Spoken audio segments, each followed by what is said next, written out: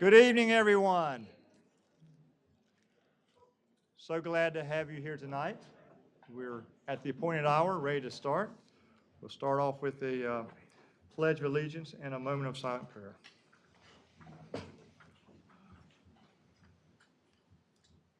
I pledge allegiance to the flag of the United States of America and to the republic for which it stands, one nation, under God, indivisible, with liberty and justice for all.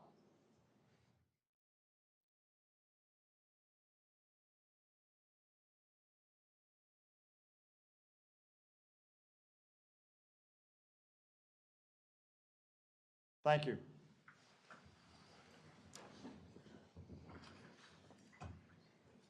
Before we go any further, we have many guests here tonight, of which first I'm going to start off with Scouts. So I see we have one Scout here. Is there any other Scouts here tonight? Well, can you tell us your name and tell us where's your troop? Jack Castrodale. Any kin to Paige?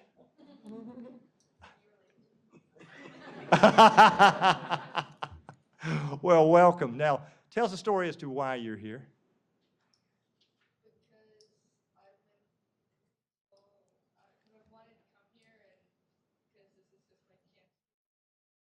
Okay.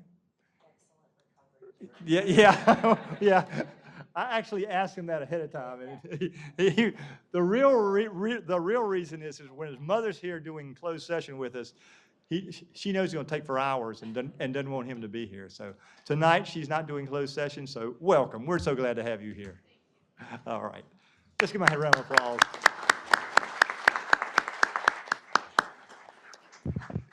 All right. I'm looking around, seeing anybody else that is with like Youth Council. I don't see anybody. All right. Well, we'll move to approval of the minutes from May 23rd, June 6th, and June 8th. Move to approve, Mayor. I'll second. We got a motion and a second. All in favor, raise your hand. Thank you very much. Just for ones who haven't been here before, the staff has an extensive working relationship to get things done by last week for each of our meetings. Then we have a work session on Tuesday that goes through everything what we're going to discuss that you see in the agenda. And tonight we have our public hearings and we have our votes. So that is why some things will move faster than others due to the fact we've done previous discussion. All right, we'll move to presentations. On Tuesday, we did the presentation retirement plaque for Bob Dallas of Parks and Rec. Our next one is recognition of Charlie Bridges for over 20 years of service to the city of Concord. Charlie, can you come forward, please?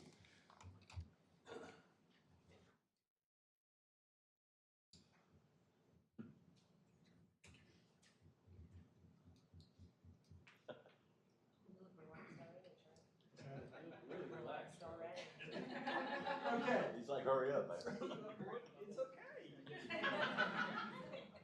Okay, for everybody that doesn't know, there's a backstory here that goes for decades. I started Technology's Edge back in the mid-90s, 1997 to be exact. In 2000, January 1st of 2000, Charlie started working for Technology's Edge. As it developed, both he and I were working really hard with the city of Concord. And to do that, we were in the old city hall where the servers were 24/7. Our desks were downstairs in the basement of City Hall, 6 feet away for 15 years. 15 years. So it's with much mixed emotion that I'm here today to thank Charlie and thank Tech Edge for everything they've done for the past 26 and a half years now. I mean, that's how long it's been. When I became mayor a little less than 6 years ago, I got out of Tech Edge, and Charlie really took over my spot here at the city. So that said, I have a little proclamation I'd like to read, if that's okay. Absolutely. Who do you have here today, by the way? My lovely wife and daughter, Beth. Can y'all stand for a second? I think they're the ones who need it.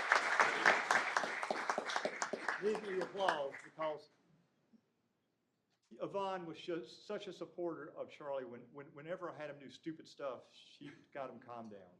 So I'm just so happy. So whereas in March of 1997, Technology's Edge performed the first project for the City of Concord, and on July 1st, 1997, the City of Concord contracted with Technology's Edge and the city's Data Services Department was created. Whereas Charlie Bridges was hired by Technology's Edge on January 1st of 2000 and began working with the City of Concord Data Services Department, where his first major project with the city was a rollout of Harris North Star utility billing software, which continues to be the utility billing software of the City of Concord 23 years later. 23 years later. So he does things for the long term, not just for overnight. So that's one thing to keep in mind with Charlie here. Charlie worked and helped manage Technology's Edge team for most of the major technology projects in Concord, including the following major projects: migration from Novell to Microsoft, which was a big effort for us, and our servers, cybersecurity initiatives such as multi-factor authentication, new City Hall building, server room that he had to move, and there's more to come with that, the Electric Operations Center, the optic fiber per rod projects, and day-to-day customer support. Besides that, he didn't do anything. That's right. Charlie's favorite project was the move to New City Hall back in 2015. That required basically overnight. Charlie helped design the infrastructure along with some others here sitting, Connie, for this building.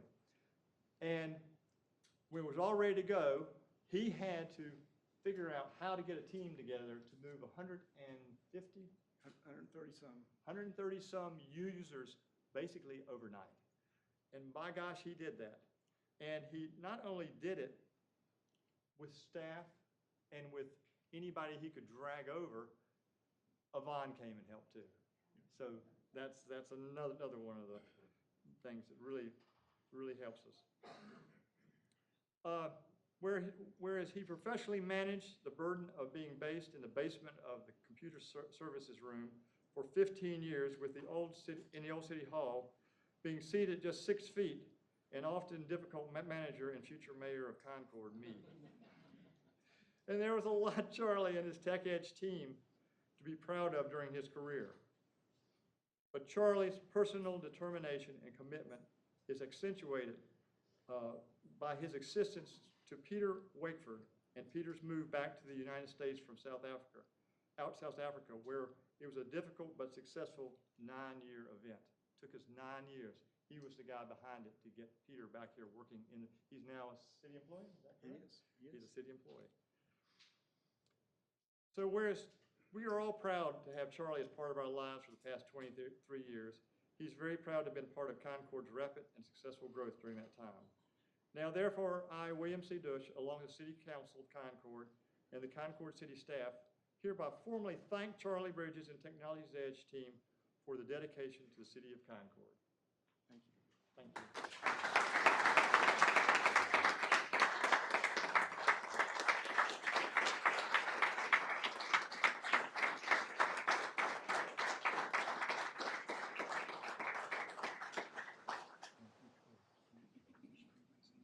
Well, I want you to say anything you might have to say right now first, and then I want you to shake hands with all the council. Well, I'm well known for why he can speak in public for long periods of time, so I'm gonna make this real short tonight. I've loved working for the city. You guys are like my family. I know a lot more people in Concord than I do in Mooresville, where I live. You guys are just great, and I love working with you and for you. We've had a lot of good times. We've cut up a little bit and accomplished a lot of projects, and I'm really gonna miss you guys. It's a very personal thing for me. It's very emotional. So I'm not going to try to cry or anything in front of you guys, but I really have loved just working with the city, with the people. They're good people. Thank you.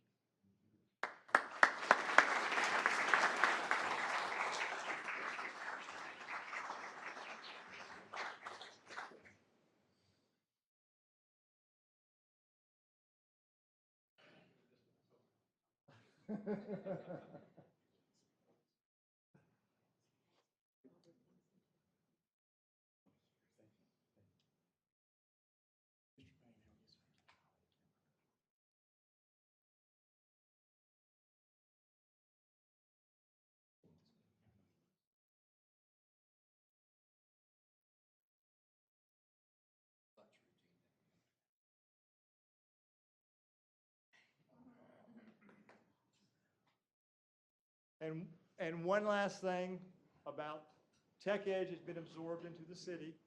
Charlie has retired, but he is still a consultant to help out as long as they need him. So he doesn't get away that easy. Thank you.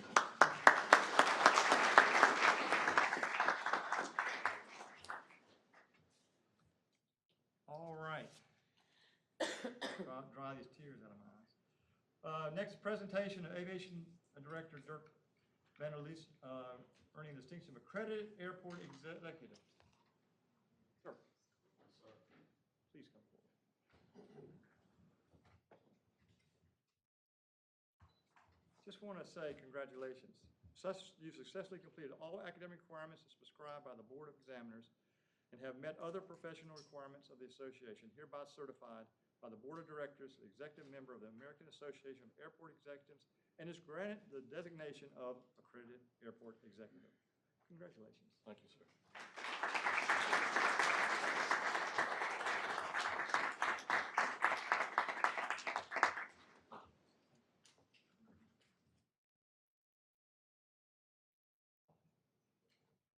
This next one is very important to all of us, and if I could have the post 51 or others come up, along with the appropriate city staff from the building grounds, cemetery.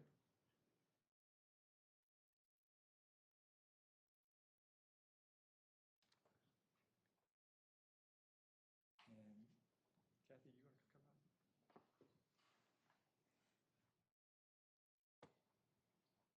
Kathy and Carolyn all coming up here.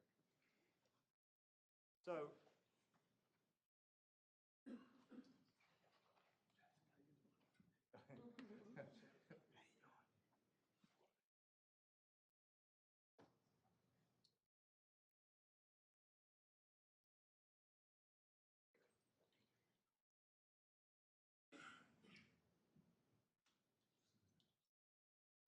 well, I want everybody to understand that this is, why I say this is so important, is that we have to remember our past. And there's a team of people that went and found within our cemetery the veterans that were buried there that we did not know about. So Tom Faggart, if you could just go through what this is about and why we're all here tonight. Okay. Thank you, Mr. Mayor, City Council, City Manager. It's indeed an honor for Fred Y. McConnell, American Legion Post 51, to be here tonight to recognize the guys who are in the city calls them, I'm gonna wing this. I was given, so you try to hold this below 30 minutes, it's a hard job. If you go 15 minutes, it's really difficult. So anyway, I'm gonna have a cheat sheet here. Jackson, come over here, please. All right. The cemetery crew, they are named, this is Joseph Jackson. Jackson Joseph, got it backwards. Jackson Joseph, who is the City of Concord Cemetery maintenance manager, and several of the other guys on the crew. That's the wrong name for these guys. It's not, they're not maintenance guys. They're caregivers. Jackson is truly a blessing to the city of Concord in his position as the manager over the cemeteries, and particularly Oakwood Cemetery. For those of you who are not really aware of Oakwood Cemetery, too much of the history of it, it dates back to pre-1831. And it is the history of Concord. Jackson, the chief caregiver, looking after particularly Oakwood Cemetery, which has over 1,532 documented war veterans, war casualties, and veterans. 59 of those 1,532 are war casualties, mainly from World War I and World War II.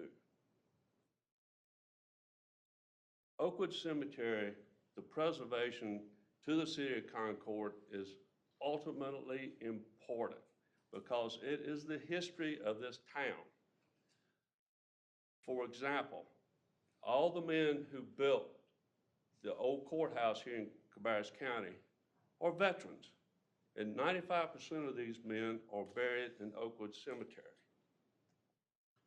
The next, we'll check my cheat sheet list here. The earliest documented veteran buried in Oakwood Cemetery is Private James Napoleon Brown. He served in the Mexican War of 1846. Came back, he served North Carolina during the war between the states.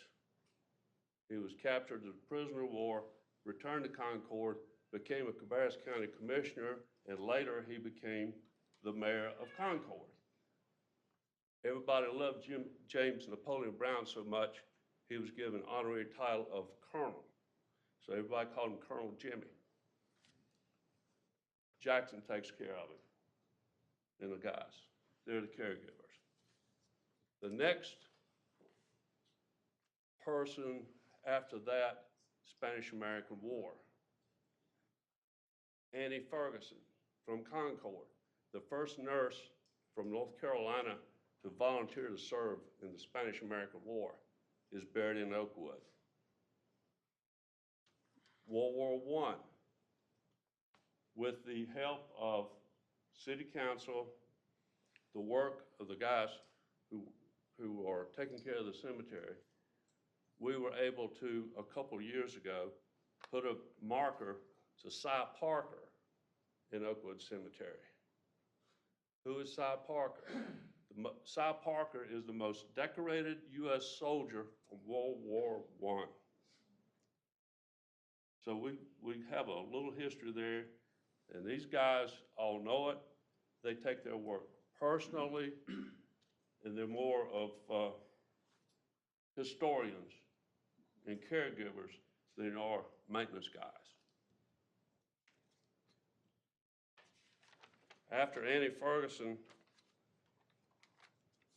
we have from World War I, a number of World War I veterans there. One in particularly, Ralph Kennerly.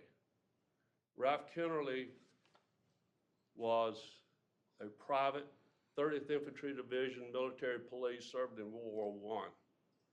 He came home to Concord after the war. He joined the Concord Police Department. He was killed in 1920.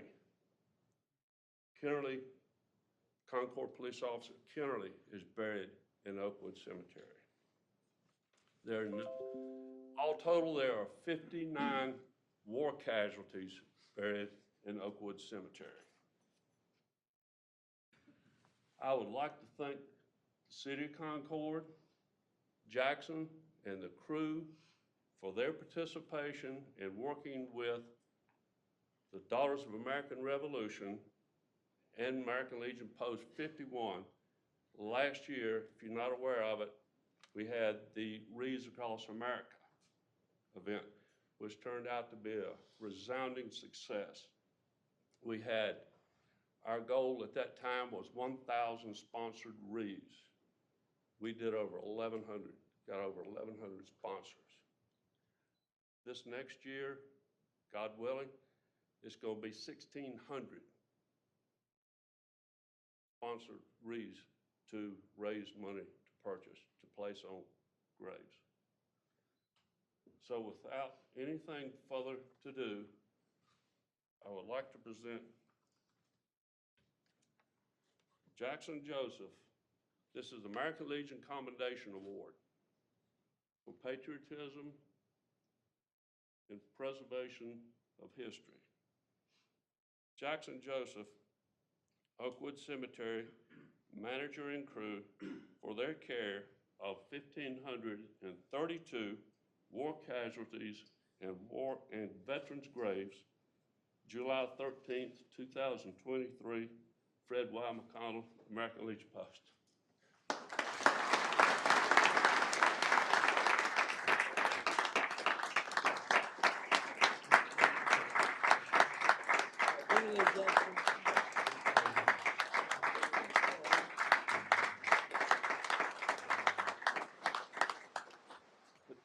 Not only is Jackson,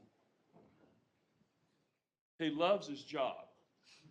He's a historian and almost, I don't know what you call it, but he is personally involved with this cemetery. And he takes his work very seriously. And the American Legion Post cannot thank you enough. Thank you, sir.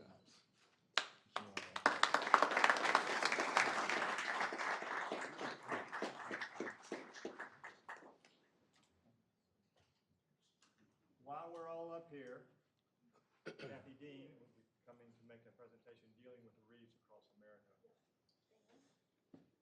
if you could come forward, just everybody remain, right? Right. Yes. First, I want to thank Tom Faggart for that wonderful recap of the history of Oakwood Cemetery and for his part in the City of Concord's part in Wreaths Across America that he just mentioned. Wreaths Across America and the Cabarrus chapter of the Daughters of the American Revolution recognized several people whose support was instrumental in bringing Wreaths Across America to Concord for the first time to remember and honor those who served and sacrificed for us all. Regent Kathy Dean will present the certificates from our chapter. Mayor Dush and Councilman Terry Crawford, please step up.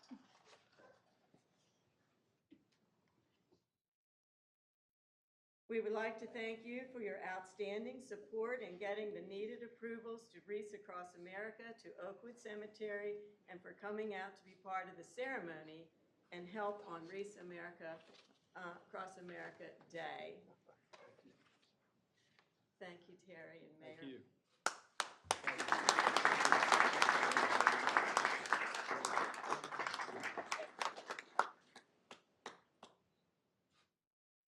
Bigger next year, right? Okay, thank you. We're looking forward to it. Also, we'd like to thank Jackson Joseph, if you will come up, please. We would like to thank you for your outstanding support and all the help you and your crew provided on the Wreaths Across America Day.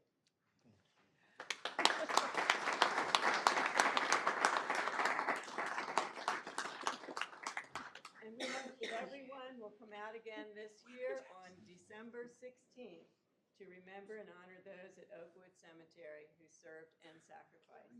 Thank you. Thank you all. Thank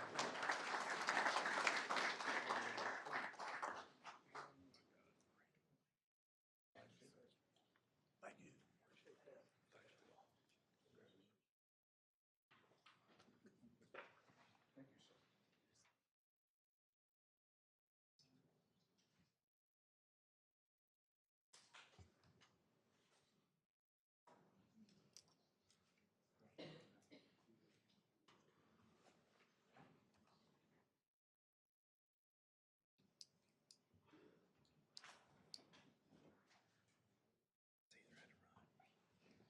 Steve's not here, so we got Steve. Okay. Okay. We'll be doing this again for the next presentation of three members of our different planning and zoning and board of adjustment when they're not here tonight, but we want to thank them. It's let's see, Gene King, Steve Bradley, and Cesar Carrera. I don't know where Steve is. I see him every morning when I run, so I'll give him grief about not being here. But Michael is here, who's on some of our boards, and he was here to thank Steve for his service, so we'll get him tomorrow, won't we? Yes. All right, and thank you very much. And we have the last, let's see, last presentation is the Concord Kannapolis Transit Riders. And let me go ahead and have LJ come up here. Somebody else will have to take a picture. He just needs to hold it out, take a selfie. Yeah, Nobody's taking LJ's picture. take a selfie. Recognition of the Rider Transit's selection as Small Urban Bus Systems Safety Award from the North Carolina Public Transit Association for 2023.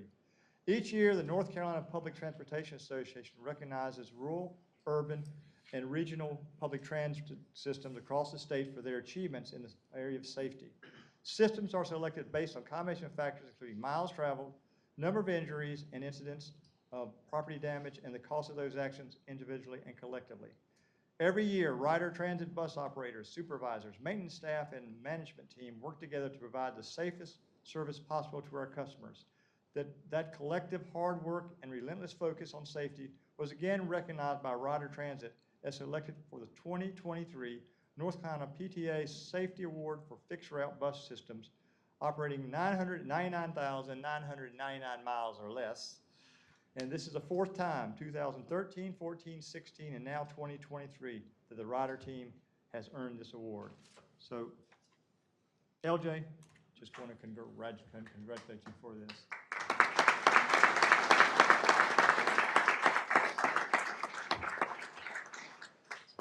Thank you.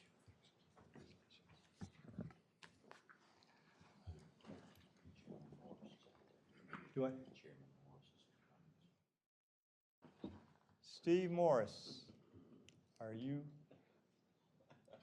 Chairman Morris, we're proud to have you here tonight. Would you like to make any comments before we go any further? No, it's just my pleasure to be here, and I serve as the liaison between the County Commission and the Concord City Council, so it's a pleasure to be with you tonight. Well, we are glad to have you here and expect to have you here every meeting. Is that correct? Yes, sir. Okay. Thank you. Okay. Now we're going to Lloyd. He's going to do our 2023-24 budget video presentation. Thank you, Mr. Mayor. I trust that the video is already completed. I was not prepared to do it tonight, but we'll cue it up here in just a second. I'll just make a couple comments. As council's aware, our budget team works tirelessly every year to put together an incredibly sound budget for council to consider, and we've done that this year. Also, as part of our outreach to the public and internal to our own employees, we try to produce a budget video each year that tries to break down our budget in a fun way that's understandable. And so with that, if you would, Mike, go ahead and pull that video up.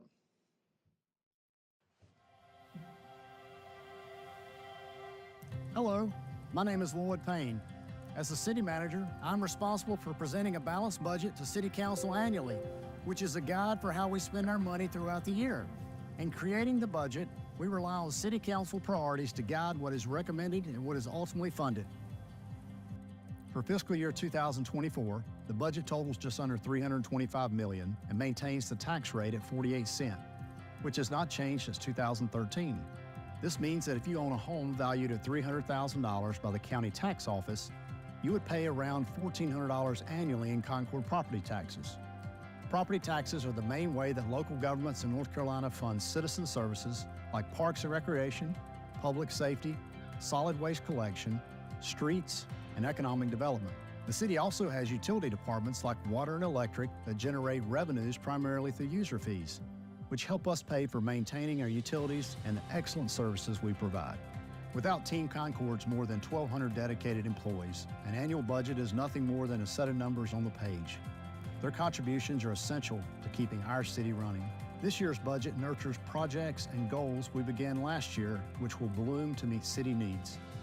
Seeds planted in last year's budget are beginning to take root as we break ground on projects throughout the city.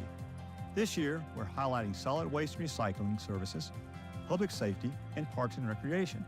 Last year, the city planted the seed to hire positions for transitioning garbage and recycling in-house. This year, all of these positions will be filled, and you will soon see City of Concord employees picking up your household waste.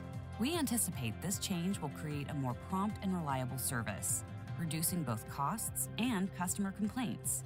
We're also adding a new bulky waste crew to ensure a high level of service across the city, and will cover the additional cost with a small increase to the solid waste fee. Our collection routes will be updated to reflect a 4-day schedule, so be sure to look at our website or the Cartology app to stay up to date on any service changes. Concord is growing our public safety efforts, and others are taking notice. SafeWise ranked Concord as the 12th safest city in North Carolina, and we are one of only 2 cities on the list with a population over 100,000. The city also boasts the highest possible fire rating of ISO 1, which helps keep insurance costs low for residents.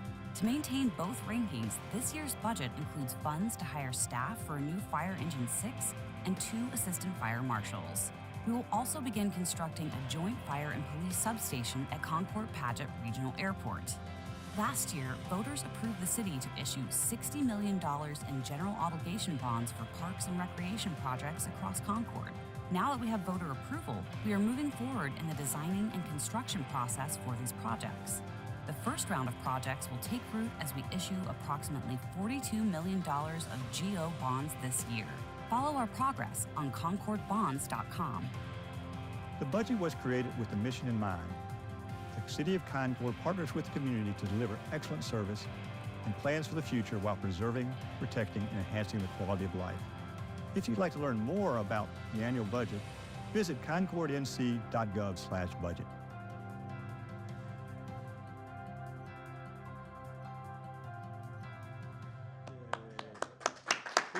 Good job, good job. So you just sort of put the budget together really quick, right? Simple process as always, Mayor. Right, staff? Yeah. Well, thank you for sharing that with us. I think that's really, really good information for all of us. So we're going to, Tuesday night, we did the unfinished business. We're moving this to next month for the item 1, continue public hearing. New business, we did an informational item dealing with Geraldine Gardner and the Central Carolina region where we're doing our long-range strategic plan for the city of Concord. That's moving ahead. And under departmental reports, we're doing a downtown streetscape update. So, Thank you, Mr. Mayor. Calling Kaylee. I'm not sure if she's tag teaming tonight with Paige, but they'll come up and provide the update to council on our work in downtown. So Kaylee, if you would. Mayor, members of council, Mr. Payne, Ms. Wojcicki. We're going to get started as we always do with the most recent construction update for the streetscape. So similar to what you heard last month, at that point they were still working in the intersection of Corbin and Union Street in the night and on the weekends, and they've completed that work. They've also completed the connection of an existing 12-inch water line at the old Means Avenue to the new 16-inch water main, and that also was done in the evening last week. They are currently working and have been working for a week or so on, maybe 2 weeks, on the new water services. So we've been talking about this for a while because they were kind of coming in the future, and now they're working on those and will be working on them for the next month. It's not just water services though. We had a meeting at 3 this afternoon with our engineers, the engineering team and the contractors, and they also mentioned when they come across sewer services that need to be replaced, they're working on those, and there's also the fire services that have to be connected to the water line. So that's all being worked on this month. And then next up, once those are in, they can move on to the storm drain on the west side of Union. So we've talked about storm drain in the past. That was on the east side, on the courthouse and courthouse plaza side.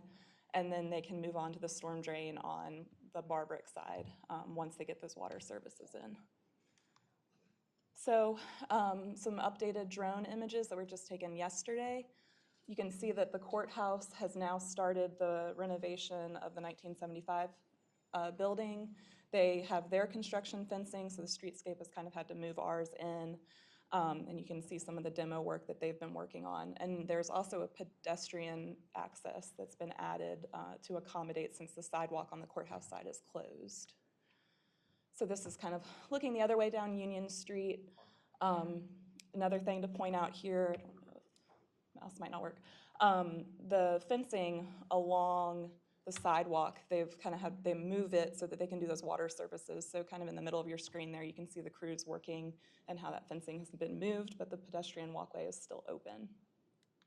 And then lastly, we always have this shot just because it shows the progress of all of the projects, including the Novi buildings. One difference between this month and last month is they completed the elevator and stairwell shafts, and they've started the wood construction on the Novi lofts. So I went through this last month, but I just wanted to recap the construction sequence a little bit more simply. Still working in round one on the infrastructure through September in this construction zone. That will hopefully allow us to continue to have our weekend events working the same way that we have around the construction. That includes things that Paige is going to cover later in the presentation. So water services in progress, as I mentioned, and then they'll work on the storm drain, conduits for fiber and electric, as well as some grading, new curb installation, and that base level of asphalt. Moving forward up to the section between Barbrick and Cabarrus, similar items with infrastructure through winter of '24, and as I mentioned last month, Cabarrus Avenue will remain open to through traffic with control measures in place similar to how Corbin was. And then through spring of '24, that last section up to Killarney, and Transportation and Engineering are working with us on a solution to keep access open to the Truist Bank and Library parking lots since we will be cutting off their driveway access. Coming back down, focusing on the streetscape items, late spring through summer of '24, sidewalks, brick pavers, landscaping beds, soil cells, light poles, those items, and that's the same thing, moving in the same pattern. And then the last one, we kind of highlight the whole area for the final asphalt road striping, landscaping, street trees, and furnishings in fall of '24. No change on our parking availability map, but we do keep it updated, and staff is also recording monthly parking deck counts for monitoring. So once a month to go out and take those counts on the same day. I think it's the second Tuesday at the same time every month. And then last for me is the temporary lighting that was added by our electric crews. Shortly after we met last month, there's 3 poles on Union Street to add more light in the evening. With that, I will pass it over to Paige.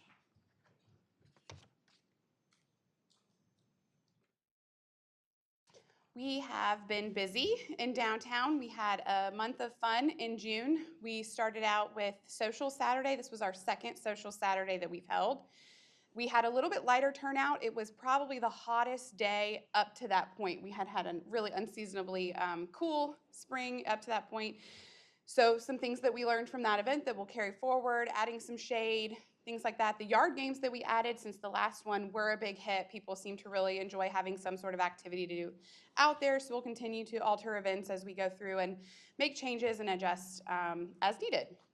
We had Art Walk on Union on June 24th. We were thrilled to finally get to hold that event. We had a windstorm, if you will, the prior time in April when we were supposed to have the events. We had 60 plus vendors out. We partner with the Cabarrus Arts Council for this event.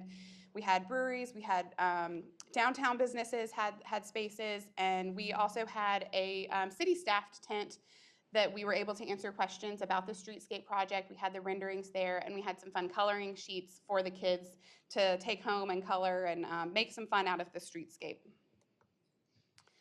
Coming up in downtown, continuing to try to activate downtown through these events and promotional opportunities. We continue with First Friday, an opportunity for people to come out if they're coming for dinner, elongate that.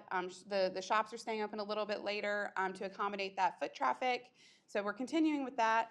Christmas in July is a first-time event for us. We're really excited about it. We hope that if you're around town on Saturday that you stop on by. We have a kids zone with some scheduled activities in the first part of the day with some of our downtown merchants that lean a little bit more towards the younger kids.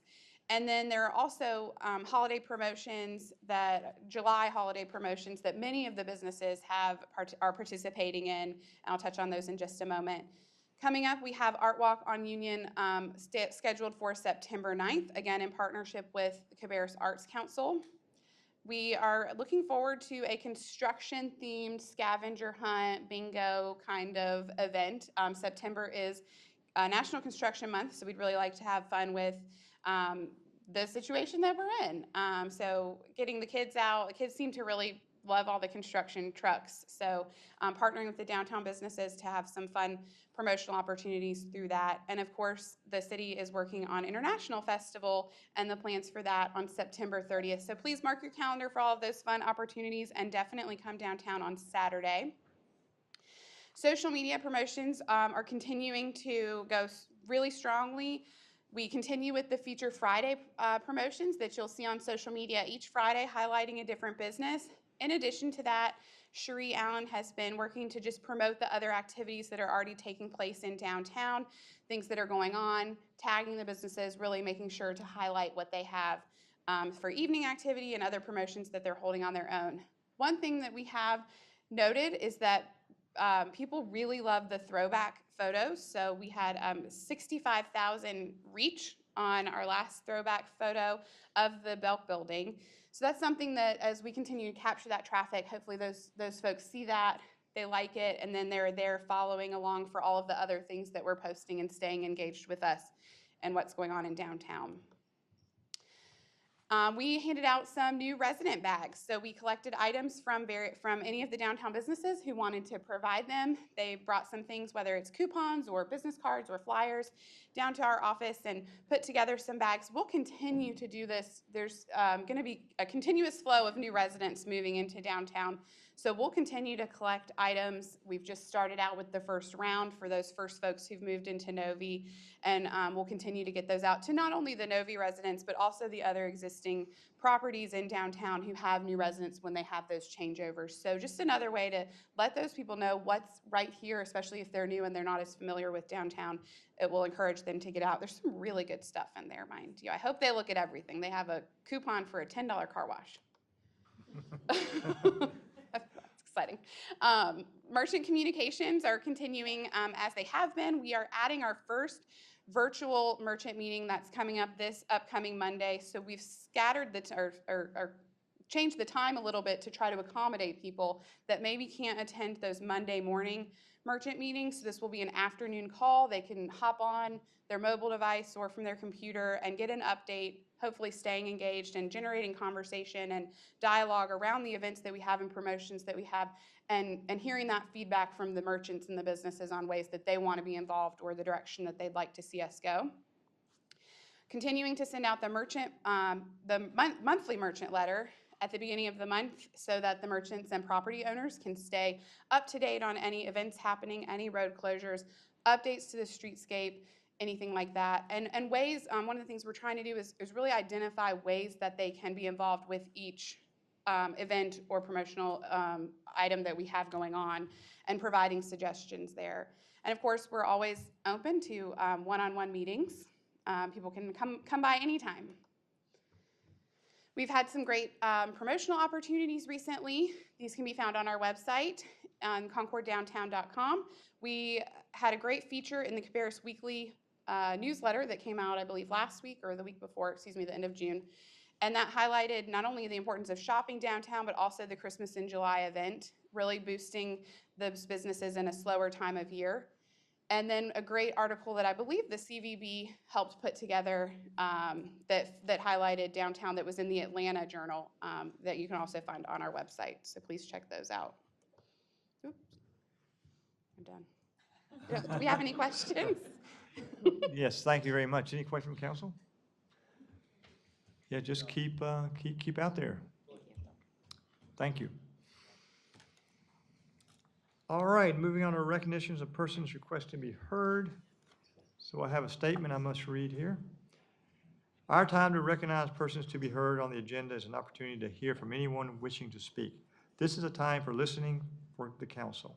The subject will be noted, and if required action or request, the city manager will note as such and provide steps for any required response or after action.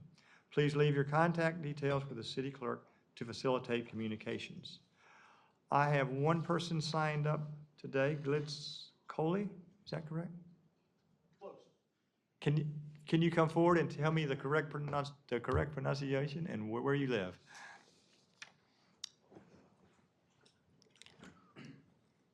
Which I'll use as an opportunity too, that we talked about Concord 101 and the fact that that's open again for signing up for it. And so you're going to look, correct? I'll look into it, Yes. website. Thank you. So welcome. Thank You have 3 minutes to tell us what's on your Very mind. good. Mr. Mayor, City Manager Payne, and council members. I'm Jilts Crowley. I'm a resident of Concord and have been for over 3 decades. I recently returned home from a vacation out of town to find my driveway cracked and my internet line cut. I learned from my neighbors that Google Fiber had been installing their line along our road during the week I was gone. They were burying their orange, looked like 2-inch PVC pipe under the roadway, as they are in many places in Concord. They did that without my knowledge. Many of the people who live on my same street, 5, got no notice that they were digging. Many of them have had water lines cut, their internet line cuts. In the Wood Creek neighborhood, a main Spectrum cable line was cut, and numerous homeowners were without TV, cable, and phone service. Like me, those neighbors, those 5, didn't receive notice about the pending digging. 2 of those homeowners that I could contact in Wood Creek had not gotten notice either. Yesterday, a natural gas line on Burridge Road near the intersection of Burridge and Wilhelm was damaged. Fire trucks were there and a lot of workers had shut down the road. I stopped to find out that information. The time it takes to get these various repair services scheduled and completed is long and frustrating. For me, I was on the phone for 2 hours with a Google competitor to get my internet line fixed, and it took a week to get it fixed. Those who are burying the Google Fiber line are doing so recklessly and negligently. Who's accountable?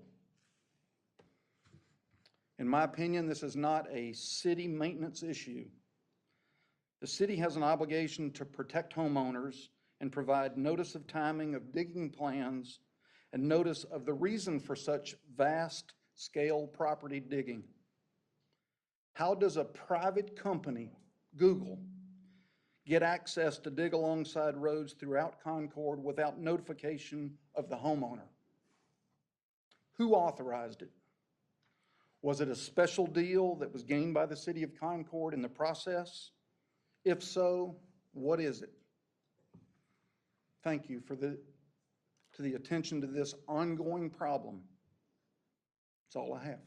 Well, thank you. And one thing about this is not a Concord project. I'm sorry? This is not a Concord project at all. Google, by rights giving to various organizations by the state, they're allowed to go into the right of way, and we have very little say-so in it. I'm surprised. I'm looking right over here. Thank you. All right. Thank you very much. You're welcome.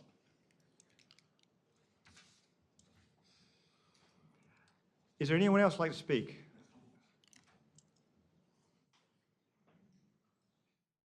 Okay. Thank you very much. We'll move on to the public hearings. We'll start off with public hearing, conduct a public hearing pursuant of NC General Statute 158-7.1 to consider granting a 3-year 85% tax-based development incentive. Is there a motion to open the public hearing? So moved, Mayor. A motion second, all in favor, raise your hand. Thank you very much. The public hearing is open. Let's see here. I have no one signed up to speak on this item. Is there anyone like to speak about it? There's no one to speak, therefore, a motion to close the public hearing. So moved, Mayor. Motion is second. All in favor, raise your hand. Back to council for a recommendation. Mayor, I move that we approve the 3-year contract at 85%. Okay.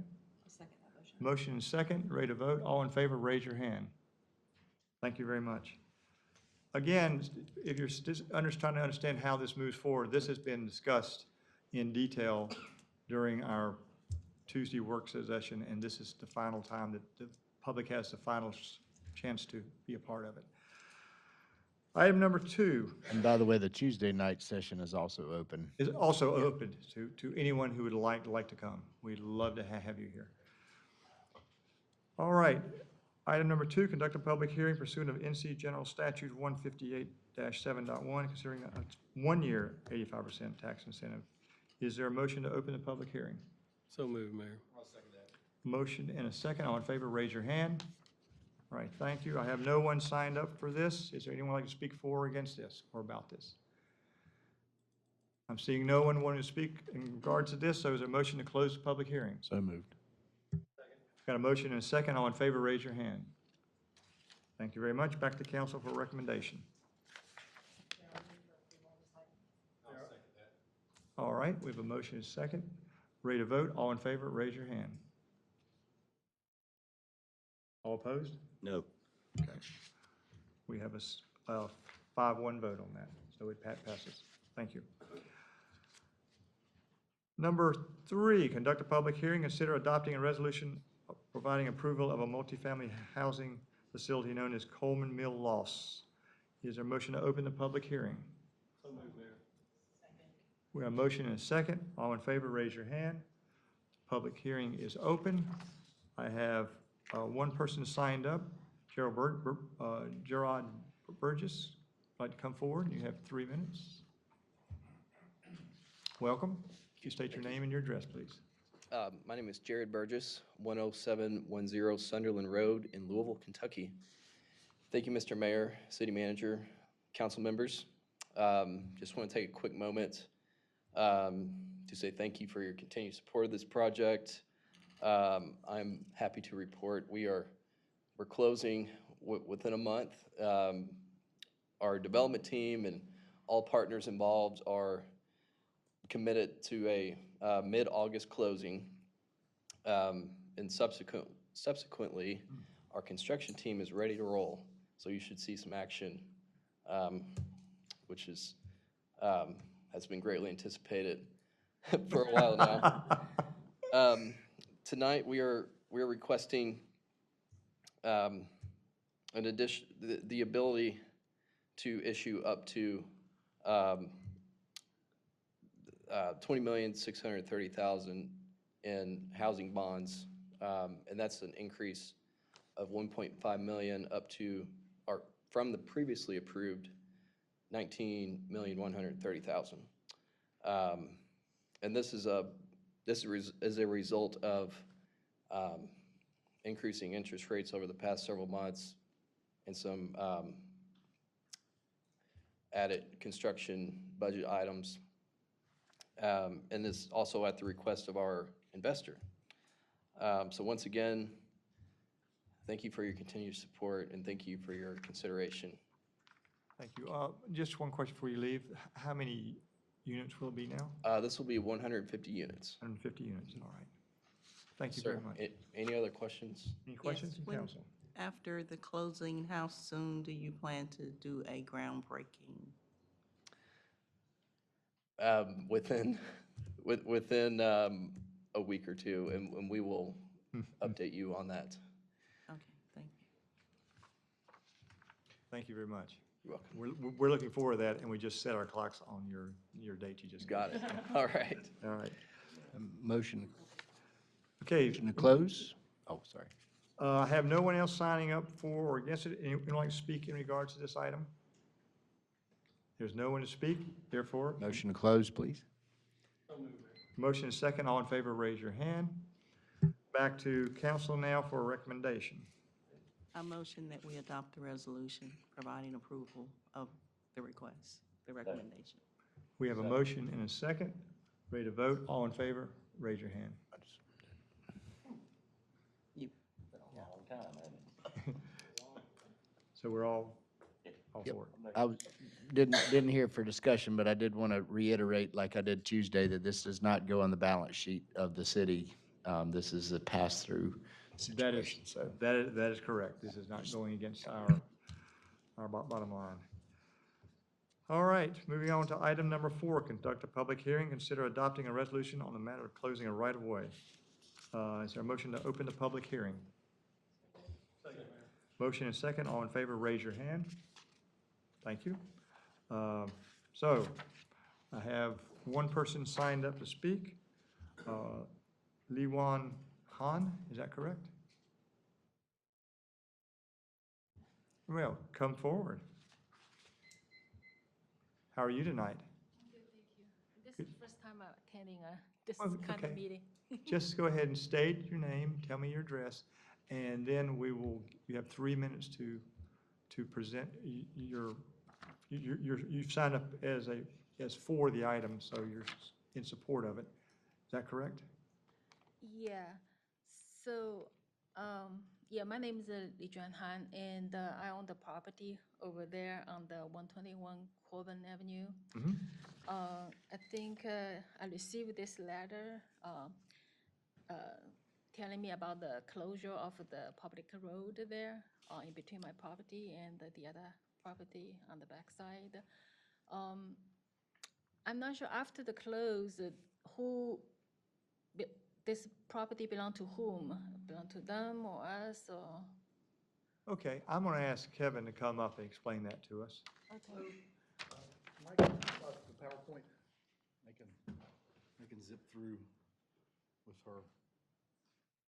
Thank you. Let's go back. Yeah, I tried to call the office, but I Okay. wasn't get the full details of it. Yeah, so you own a property on Corbin Avenue. Yeah, and- the other and side, yeah. When the alley closes, it's 15 feet wide.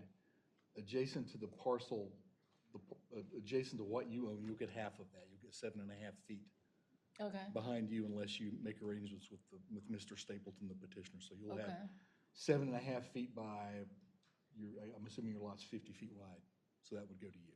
okay. All right. At this point, I think I'm objected to have disclosure because if you look at the land itself, it's a very deep cliff on the back end of it. So I don't know what's the impact onto the foundation and so on. So I have not enough knowledge to add at this point yet because I just received the letter like a couple of days ago. So it was like forwarded to me. So I think I needed to know a little better before I agree to it. Is that okay? Yeah, well, let's finish our discussion, and then we can come to that. So, are there other questions you might have that we need to answer while you, or can you? Oh, you couldn't hear me? There you go. Oh, I'm sorry. So can you restate the reason that you're not sure about this? Yeah, because the land itself from my end and the backside end, there was a big cliff in between us. So I don't know. I'm assume that he's requesting this, trying to build his house over there. So if his building is very close to the edge and the big cliff, it will be causing some land losing and so on. So I'm not sure at this point. So that's why I'm just kind of trying to see if we can know that better. 2 or 3 months ago, Mr. Stapleton had a rezoning approved at Planning and Zoning Commission. And the part of his buffer would go in his part of the alley. There would be no improvements within the alley. It just goes back to his part of the property. So there would be no improvements or no development within his part of the alley. Kevin, what's the required setback from the middle of that alley to his structure? Do you know? Something like 15 feet. So he can't build anything within 15 feet of the center of the alley? I would have to go back and look at his rezoning. Yeah, plan, but it's- must be he's trying to moving forward somehow to this land, right? So, without enough knowledge of how the land is going to behave, if there's a bigger crane, a concrete starting there, what's the consequence? I don't know about it. So, Well, we would probably have to pull out the zoning plan and his construction plans to take a look at that. What's our minimum notification on that? For this or for the rezoning? For her letter to go to her? It was a certified letter. It's actually a little more stringent than. And when was it, what's Yeah, the that is the amount of time that we have to send that out? It doesn't say in the statutes. We sent them on June 22nd. Okay. Yeah, but I think it's because it's a forwarded could've. email, so that's stuck there. Yeah, So I didn't okay. see it. I think we understand your question, and so we'll proceed on based upon what you've just said. Thank you very, very much for coming, and I'm going to ask if there's anyone else who would like to speak before we go any further. Kevin, has construction begun? Has Stapleton? No, sir. No, sir. Just, they've only gone as far as rezoning plans. Yes, sir. Okay. We're still open, so thank you for your statements here. Okay, thank you very much. Are we going to? We have to do it after we Okay. close. Okay, since there's no one else to speak, we're going to go ahead and ask for motion to close the public hearing. Second. Motion is second. All in favor, raise your hand. Now, back to council for recommendation or a motion to table until next. Yeah, I would ask council to recommend, to consider tabling for 1 month to give staff time to make sure the lady's comfortable. Is that doable? Council? Well, and just to be clear, I don't know that there's changes that maybe need to be made, but I agree with you. I think just a pause of clarity and to make sure that that she has full understanding comfortable. would be, yeah. Exactly. She does. Yeah, I would support that. So is there a motion? It is doable. Yes, sir. It would be helpful if the motion could specific. To next month. To the regularly scheduled meeting next month. Thank you, my English was not. I would move we table this item until our regularly scheduled meeting in August. Mr. King, you? I was just gonna have a little more discussion on that. I just want to make sure there's no unintended consequences regarding some, there may be some time parameters that the person that owns the other property has on that, and I just kind of maybe want to understand that more too. But Well, I know we can't reopen the, Yeah. but, They should have been. yeah, I'll just, go ahead, JC. JC, make a motion. We can Yeah, do it. continue to discuss after we we can second. reopen. We're not voting on it yet, Mr. King, so. Yeah, I know. I was just thinking that, well, you were gonna make a motion. I was just thinking that this is different because I wanted to make sure that the proper notifications have been given, and I just don't want to hold somebody's plans up because, if in the nth hour, but I do really want to make sure she understands everything. But if there's a lot of money tied up in something that somebody's doing, I also don't want to, I don't know if the bank's involved or something like that. I just have to be sensitive to the Circumstances of the letter being- landowner too, that owns the land on the other side. And I agree with you. The circumstances of the letter being forwarded, I don't know what kind of time frame was involved with that, but, and then her confusion on top of that, I think. Yeah, think I we'll see that agree. through, so. I'm good with that. I just Yeah. want to make sure we're being sensitive to the other landowner as well. Okay, Okay, we So, have a motion. you have a motion. Kind of, she did object. Yeah. Yes, she I think I would, I think I'd like to listen to her objection, and at least table it for 1 month, see if we can answer her concerns and remove her objection. So, Yeah. Second that. We have a motion and a second. Is there any further discussion? No further discussion. You're ready to vote? All in favor of tabling it for 1 month to our next meeting? It's unanimous. Okay, thank you very much. Thanks, Kevin. Yeah, thanks, Kevin. Okay, number 5, conduct public hearing, consider adopting an ordinance annexing 0.16 acres. Is there a motion to open the public hearing?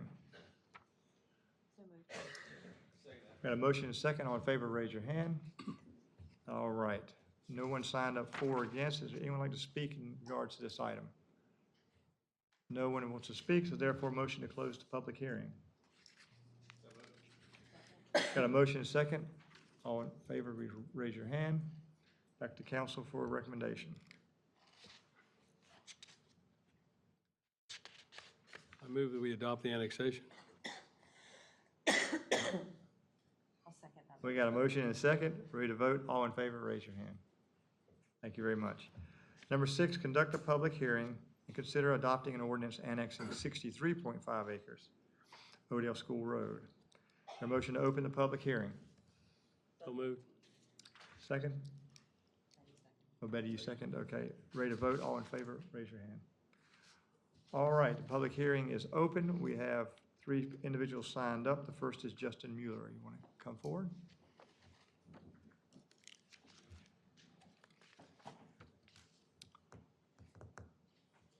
Welcome. Hi, good evening. Can you hear me okay? You're loud and clear. Great. So we are proposing, and I know you can't really see the plan or not supposed to because it's an annexation, but we are proposing 93 single-family home lots with a sale price of $850,000 and above. That is what will be proposed. If we get this annexed, we will be asking for a rezoning after that. But I want to kind of just back up to, I came to Concord in 2016, 2017 to look for opportunities. And the first opportunity that came up with was with my business partner, and it was a piece of property off of Flow Store Road. And one of the council members was there to discuss it. I won't say who it was. But basically, I said, look, why don't you go to downtown Concord and try to buy buildings and renovate them? That is what the actual need of the city is. So I said, okay, well, that sounds fair. So started doing some research, and since that time have purchased 3 buildings in downtown Concord that are all rehabs. Building that's built in 1923, one in 1908, one in 1903, or 1903, I'm sorry. So really, we've had this property under contract for probably about a year, and we had really, after the sewer capacity item came up, we had no intention of going forward really even with this property. Let's just kind of sit on and see. So ended up meeting with Monterey and Steve Osborne, who were very nice to meet with us in roughly January this year. And they said, look, there is a huge need for executive housing. We have all this money invested in the grounds at grounds of Concord. We have the demand for this type of housing because everybody just leaves. They go to the lake, they go to Huntersville, they go to Mooresville, they go to Charlotte. They live somewhere else, take their money, take it elsewhere. So what we were told was, please go forward with this plan. This is a great plan and a need for the city of Concord. We could sit on this property and build more houses or try to get more developed and try to make more money in the future in 3 years, but we're trying to do things, and what I'm trying to do is try to meet the needs of the city of Concord, and that is what the proposal is here for this project. So thank you for your time. Appreciate it. Thank you, Justin. Joe Wunts? I'm Justin's partner. I think he covered it well, so. Okay. Thank you. And Jeremy Horton?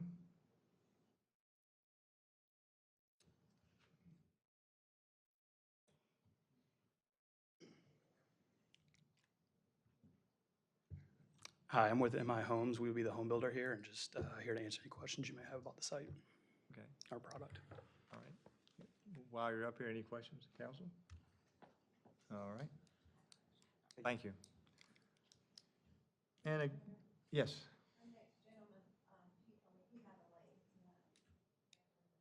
Oh, I'm sorry to hear that. Is there anyone else who'd like to speak in regards to this item? There is no one else here to speak, therefore, is a motion to close the public. I have a question for Justin. Okay. Yes, you can come back up. Yeah, don't, yeah. Do we need to leave? Sorry, I should ask you why you're up here. No, you're fine. Get my steps in. Thank you. So you have the property under contract. Yes, that is correct. So tell me, because so first of all, I second your executive housing. I will be the person that I know. I sit up on this council and I say that over and over. I see it every single day. So I definitely second what you say there. Tell me about, so I know that you are intimately plugged into our sewer opportunities that we have, okay? Correct. Tell me a little bit about if this is annexed, I'm assuming you don't own the property yet, correct? That is correct, And I'm yes. assuming you're gonna keep the option until, stop me when I'm wrong. You're gonna keep the option until you get a rezone, and then do you plan on closing after that? Like, tell me a little bit about that, because I guess, and I'm just gonna be totally, I think we appreciate that about each other, is that where my pause is, or where my hesitation is, it's gonna be a while before sewer capacity, the potential is there. Yep. Love the project, love the executive housing. My concern is that if someone else has this property besides you, that MI comes in and instead of building an executive level, they build another level of home that maybe we don't need more inventory right now, right? And I wanna also honor the individuals that live in that area. Okay, so just know that, like, that's where I'm kind of at right now. So can you give me a little bit of maybe kind of step by step on your timeline of what you're thinking? Yeah, without revealing, I guess, too much on a contract basis, trying to figure out that right now here on the spot. But, so we put this under contract with a gentleman that Mr. Untz knows extremely well, has known for a long time, and been speaking to this gentleman about this property for, I'd say, in the decades range. When we put this property under contract, he is 100% of the understanding that there's no guarantee for sewer capacity right now. And his goal, he is, best way to put it is, he is also a partner in this deal. So he gets compensation via land sale, he gets compensation via doing an actual project there. And the gentleman who owns it is, not to divulge into personal financials, but not struggling for money. This is not a huge risk. Monterey and Steve did reach out to us, even when we were talking about, we're not gonna have even a July meeting, we're not gonna have a September meeting, any on capacity. Are you okay with this? I said, yeah, absolutely. We wanna go forward with this because, and we're putting, as you know, a lot of more money at risk on that side, just to keep moving forward with it. But it's because we see the need for it, that it's not just a want on our side, or we think it might work in the future. It's a need for the city of Concord. So we have expressed it. We're perfectly fine moving forward with that. The landowner is perfectly fine moving forward with that. And, the contract that we have, just to go into what you said about timing, is there's no land sale, there's no transaction until we get construction document approval, which is essentially you're allowed to bring a bulldozer out or whatever, bring out the construction equipment and start construction. So the risk, yes, is on us, and we're willing to take that risk because we want to see this happen. And I can kind of go back to things I've done in the past. I mean, when I did the first building in downtown to redevelop, there wasn't much appetite for retail, and there wasn't much appetite for even office or anything downtown. And that was a time of transition, and was able to say, I see the future. I can see it in 4 years. I can see it in 5 years. And look, the city's invested a ton of money now in downtown, and it's awesome. And that's kind of the vision that I see as well. So we're willing to 100% take that risk with the understanding capacity is not a guarantee. Before you step down, are there other questions? Yep. Yes, so first of all, thank you for sharing the information via the meetings and all. And with the information that you shared, I guess if I can say that the build out is expected, or the hope is 2026, is that? Oh, yeah. Yeah. So, and you said that everybody is okay right now. How long will everybody continue to be okay? What if sewer isn't available for, 5 years, 6 years? Yeah, I can't, yeah, I mean, I hate to say I could drop dead tomorrow, and all of us under contract with, or the person could drop dead tomorrow, and you don't know what happens with families. But the way the contract is written is, it's essentially, could take a while to get capacity, and there's not like you can't have an indefinite contract. That's not possible. It's not legal. And Valerie, you can attest to that better than I can. But it is essentially, once we have approval of everything, that's when everything kind of goes forward. And we do have a patient landowner, and his vision. So if you could pull up the map or you guys have seen the map enough. He's keeping his estate, right? So he's keeping his 23-acre estate. This 65 acres is essentially going to family, right? So this is really for next generation. So for him, it's, if he dies tomorrow, that's fine. It goes to my next generation. The project's just really for them. It's not really for him in the immediate term. And the reason he's keeping that, because he wants to live there, wants to die there, wants to be there basically forever, the entirety of his life. Does that sorry, did that answer your question? Yeah, I guess sort of, kind of. Yeah, Justin, if I may. Yep. Along the lines that Jennifer putting out, just granting zoning doesn't guarantee you anything. Right. You understood that, right? And the Yep. length of time, the tenure on this contract and all. And, you're getting in line with a whole lot of other folks that are already there. Correct. In the process already. And if you've got a 2-year schedule, that's what I heard could be a challenge. I'm just throwing that out. And you're okay with that?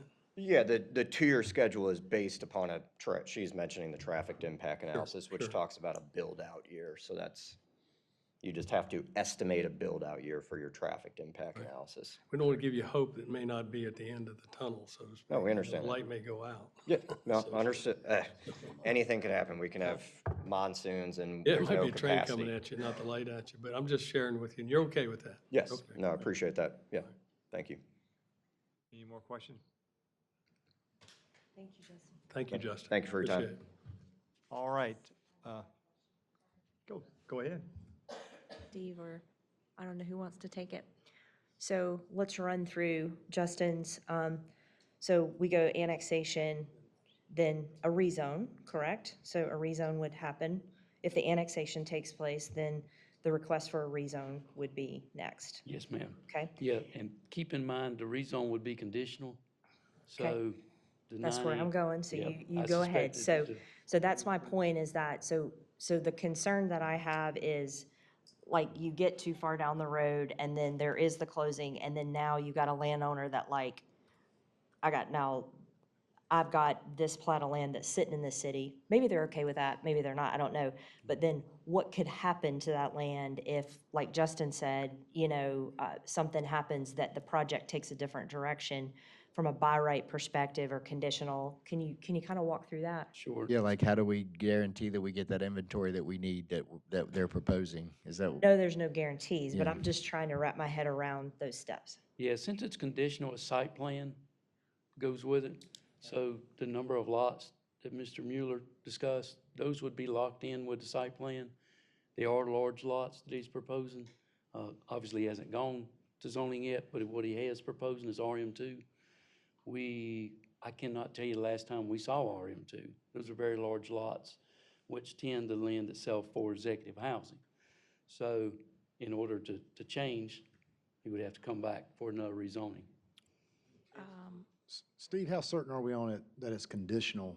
The rezone would be conditional? From discussions with the applicant. Okay, so that would be the request. Right, right. And keep in mind, most of our rezonings are conditional now because it gives the neighboring property owners assurances of what'll be there.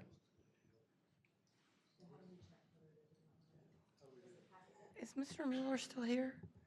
Yep. Mr. Mueller, is it your intention to seek a conditional rezoning?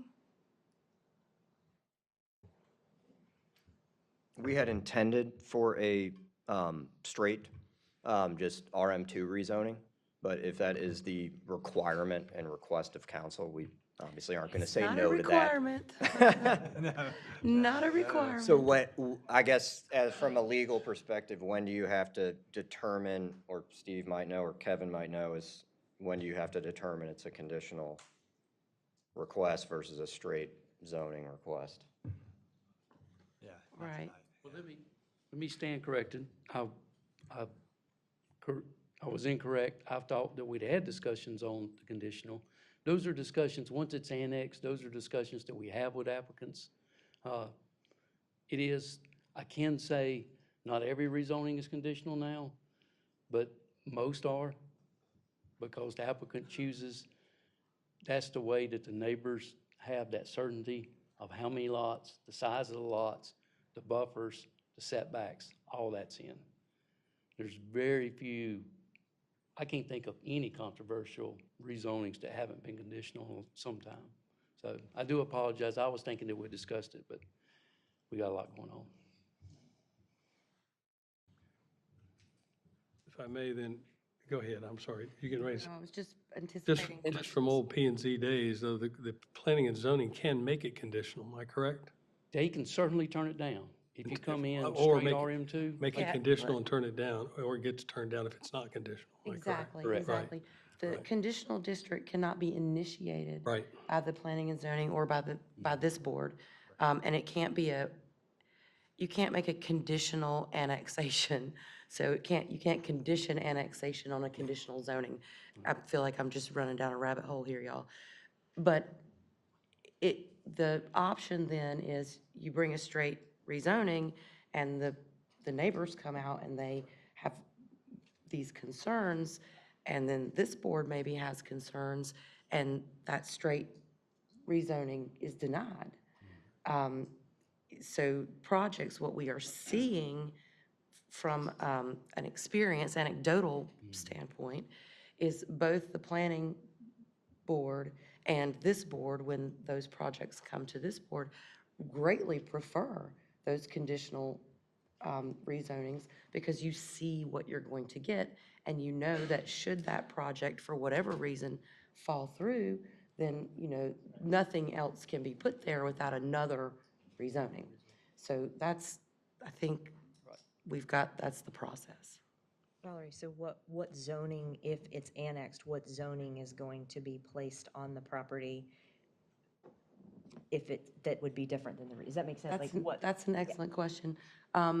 It's always the zoning that is closest to compatible to the existing county zoning. So those are big lots in that area. I don't know what zoning it's on right now, but that area is probably something close to RM2. Right, right. I would think.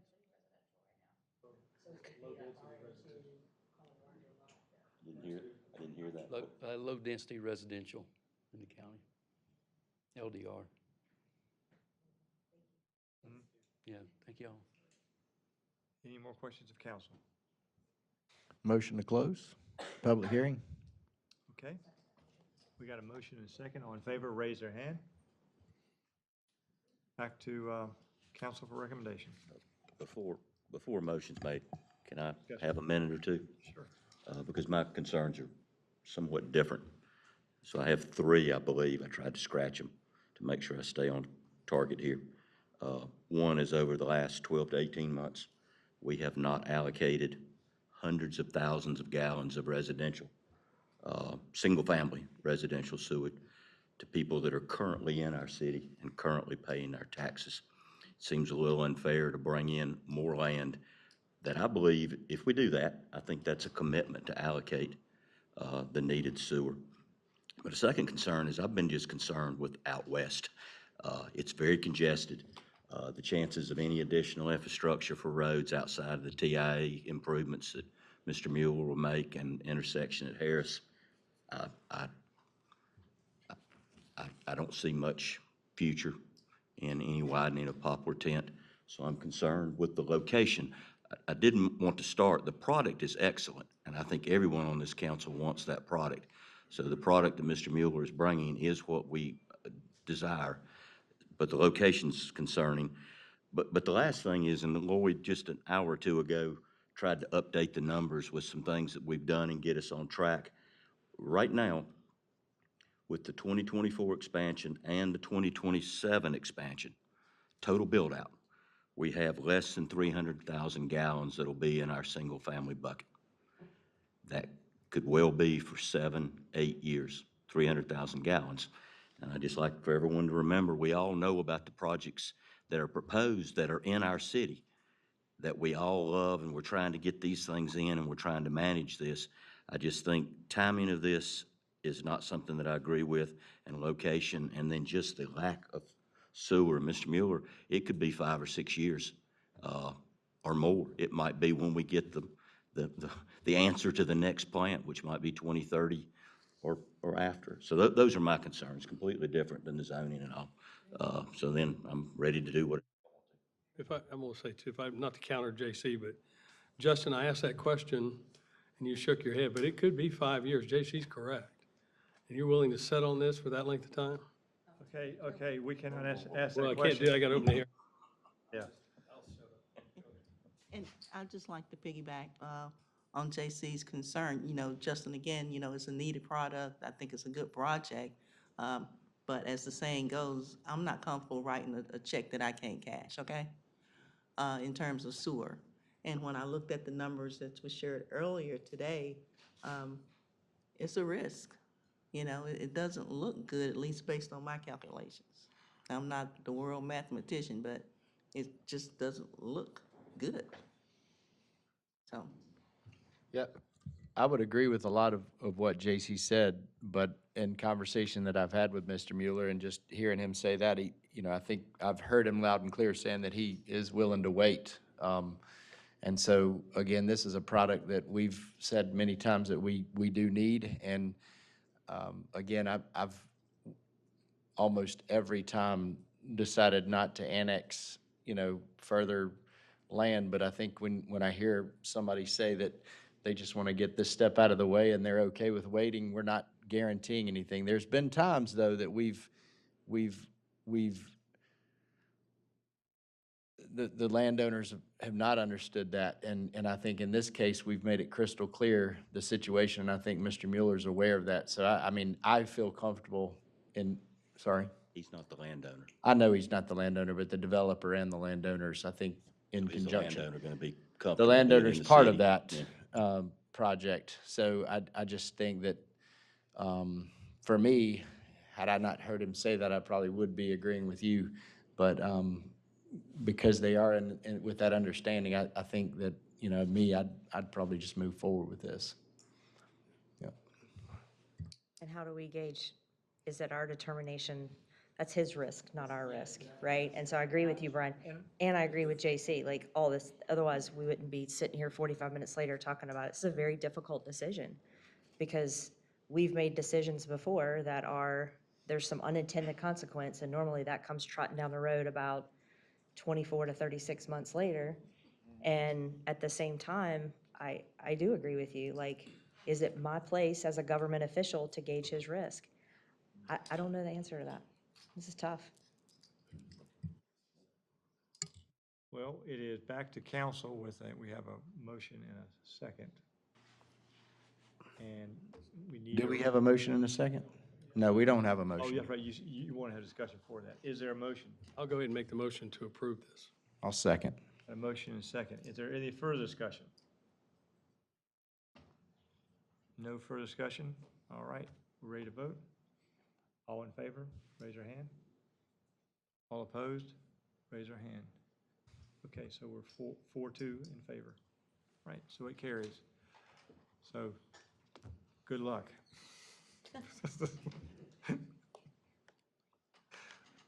All right, moving to the last of the public hearings, conduct a public hearing of the case ZCD 0423. Is there a motion to open the public hearing? So moved. Yeah, number 7. Yeah. Is there a second? Okay, all in favor, raise your hand. All right, I have no one signed up for or against. Does anyone want to speak in regards to this item? There's no one speaking in regards to this item, so therefore I need a motion to close the public hearing. So moved. A motion second, all in favor, raise your hand. Back to council for recommendation. Counselor, this is two-part motion or two motions? Actually, if we can get the slide that has the statement of consistency.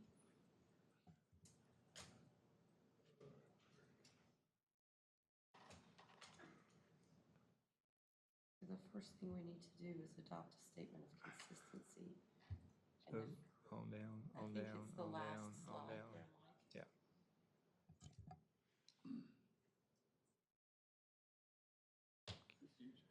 So, Mr. Mayor, as we approach the statement of consistency, Back 2 slides, please. Back 2.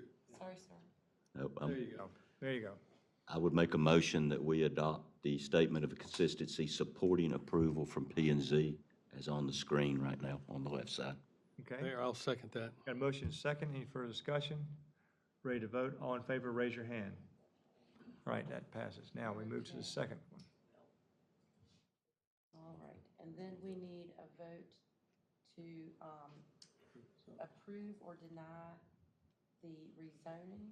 If you are voting to approve the rezoning, there are 7 conditions, And those are the 7 conditions. and there they are. Mr. Mayor, I'd like to make a motion that we approve the rezoning with the 7 conditions as listed on the screen. All right, we have a motion and a second. Any further discussion? There is no discussion. Ready to vote? All in favor, raise your hand. All right, it's unanimous. Thank you very much. And then we need land use plan? Yes. We So need the one more third vote step. For the land use, approve or deny the land use plan. More time. So I make the motion that we approve the land use plan amendment. I'll second that. We got a motion and a second. Ready to vote? All in favor, raise your hand. Thank you. And I would like to say that this project already has its sewer allocation, and it's a wonderful project. Okay, well, that finishes our public hearings. Now we move to presentation of petitions to request. Number 1, considering adopting the interlocal agreement with Cabarrus County. Thank you, Mr. Mayor. Kevin went over this item with council on Tuesday evening. We are at the end of the initial 15-year agreement with the county on the interlocal, with the central area plan. And so what you have before you this evening is an extension for 15 years of this plan. So we ask for your consideration. All right, is there a motion from council? We got a motion and a second. Ready to vote? All in favor, raise your hand. All right, unanimous. Next. Number 2, consider updating downtown facade improvement grant. Thank you, Mr. Mayor. This is yet another way that City Council is being responsive to the downtown business owners. As Steve presented on Tuesday evening, this is a change to our downtown facade improvement grant to make our grants to downtown businesses retroactive to June 1st, 2022. Also, some administrative clarifications on adding patios and decks, as well as allowing an applicant to receive partial reimbursement from the city as opposed to waiting until the end of the project. So I'd ask for your consideration. All right, there's a motion. Mayor, I'd like to make the motion that we approve this. Okay, we got a motion. Is there a second? Second. Motion is second. Ready to vote? All in favor? Okay. Just a thing, and I completely support this. Every area of our city is different and requires different direction from this council, but downtown is the only place that we provide this kind of support to a small business owner, whether it's signs or facades. So this is very special and aimed just at downtown, and I do support it, but I just wanted to make that point that this is it's something special. And we also have a district there, a municipal service district that they help finance this, parts of it. No. Okay, we have, do we have a motion and a second? Yeah. Okay. Okay, ready to vote? All in favor? Raise your hand. Thank you. Number 3, receive a presentation of final master plan from WW Flow Park. Thank you, Mr. Mayor. On Tuesday evening, Sheila and Nick, the consultant, presented the plan to council for the WW Flow Park Master Plan. And so that is in front of you this evening for your adoption. Okay, is there a motion from council? So moved to approve. Second. Motion is second. All right, ready to vote? All in favor, raise your hand. Thank you very much. Number 4, consider approving the Concord co-sponsorship of the Concord International Festival. Thank you, Mr. Mayor. This is a request that Ian discussed with council on Tuesday evening. This is the co-sponsorship of the annual festival. So we'd ask for council to approve this and allow staff to work with El Puente to move this event forward. All right, is there a motion from council? Mayor, I'll move to approve. Okay. I'll We second. have a motion and a second. Ready to vote? All in favor, raise your hand. All right, thank you. Number 5, consider approving neighborhood matching grants. And we have an addition. Lloyd, you want to tell us what the addition is? Yes, sir. Be happy to, Mayor. So Catherine presented this item to council. For several years now, we have budgeted $30,000 a year to provide matching grant funds to our recognized neighborhoods. This year, we do have 12 projects, as you see in your agenda notes. I do have one amendment to this to offer to council tonight, if you would, to add a 13th project for the courtyards on Poplar Tent for their emergency rescue project in the amount of $1,200. So the total allocation before you would be $31,200 for 13 projects. So I ask for council's consideration. All right, is there a motion for what's written plus the addition of the $1,200 for the additional? Second. Got a motion second, ready to vote, all in favor, raise your hand. Thank you very much. Number 6, consider awarding a bid to Electric Materials for 10,800 feet of primary heater cable. Thank you, Mr. Mayor. Alex discussed this item with council on Tuesday evening. This is a bid for electric materials to Wesco Distribution. Low bid in the amount of $353,448. Thank you. Is there a motion from council? Second. Got a motion and a second, ready to vote, all in favor, raise your hand. Thank you very much. Number 7, consider awarding a bid for the rehabilitation of north and south gravel lots at Concord Pageant Regional Airport. Thank you, Mr. Mayor. Dirk went over this item with council on Tuesday evening. This is a project being funded from NCDOT Aviation. The low bid for this project is J.D. Goodrum in the amount of $876,803.11. You can see that is below the engineer's estimate for the project. All right, thank you very much. Is there a motion from council? So moved, Mayor. Got a motion and a second, ready to vote, all in favor, raise your hand. Thank you very much. Number 8, consider awarding a total bid of the City of Concord Annual Street Preservation Program. Thank you, Mr. Mayor. Philip went over this item with council on Tuesday evening. The low bid for our annual street preservation contract is Blythe Construction. The amount, as you see in the agenda item, is $3,137,926.91. I will point out the alternate bid that is included with some parking area repairs out at Concord Pageant Regional Airport in the amount of $64,737.50. That is inclusive in the amount that I previously mentioned. Ask for council's consideration for this contract. All right, is there a motion?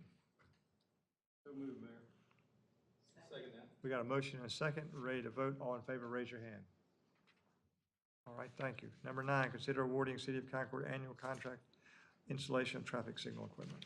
Thank you, Mr. Mayor. Philip went over this item as well with council on Tuesday evening. This is a contract with Carolina Power Signalization to provide traffic signal and associated construction maintenance work for the city. The contract will not exceed $150,000, which is what is included in our annual budget. Thank you, Lloyd. Is there a motion? I'll second. Got a motion and a second, ready to vote, all in favor, raise your hand. Thank you very much. Number 10, consider adopting a resolution regarding Yadkin PD water management. Thank you, Mr. Mayor. Jeff enthusiastically discussed this item on Tuesday evening with council, and so tonight would ask for your consideration to pass a resolution of support for the Yadkin PD Water Management Group structuring into a nonprofit. All right, thank you. Is there a motion from council? I'll second that. Well, Jeff, you've got a motion and a second. You're ready to vote. All in favor, raise your hand. Thank you very much. Number 11, consider adopting capital project ordinance amendments. Thank you, Mr. Mayor. LaDerrick provided a detailed presentation to council on Tuesday evening regarding the Fleet Services Facility Project, which staff has been working on for quite some time. You can see the estimates are over what we had anticipated due to a variety of reasons that LaDerrick talked about. We have value engineered that and tried to trim back as much as possible to still keep the integrity of the project, resulting in an overage amount for the estimated construction cost of $6,613,358. LaDerrick did describe how we would allocate those funds across departments, including the general funds. Would ask for your consideration to allow us to move forward. Okay, thank you very much. Is there a motion? Second. Motion and second, ready to vote. All in favor, raise your hand. Thank you. Yeah, really. Number 12, consider adopting a resolution to convey temporary construction easement. Thank you, Mr. Mayor. Sue went over this item on Tuesday evening. This is for an easement across the city's property at Rocky River Golf Club in order to temporary construction easements to HSREI to extend public sewer to their project on the other side of the boulevard. All right, is there a motion? I'll move to approve, Mayor. Second, Terry. I was hoping you'd make that motion. Yeah, I was thinking that too. Yeah. Just because it deals with the golf course. Okay, so we have a motion and a second, ready to vote. All in favor, raise your hand. Thank you very much. Number 13, consider amending a sewer allocation policy. Thank you, Mr. Mayor. Sue went over this item with council on Tuesday evening as well. This is due to previous discussion by city council. You can see the items that are in your agenda narrative, a couple items to be changed with the sewer allocation policy to allow City Council to reserve the biannual capacity in the true-up to the next assessment that WASAC provides, as well as allowing a 6-month extension for projects, provided that they request that extension. So those changes are in front of you this evening for consideration. All right. Is there a motion? I'll second that. Got a motion and a second, ready to vote. All in favor, raise your hand. Okay, thank you. 14, consider a preliminary application for Michael Cipriani.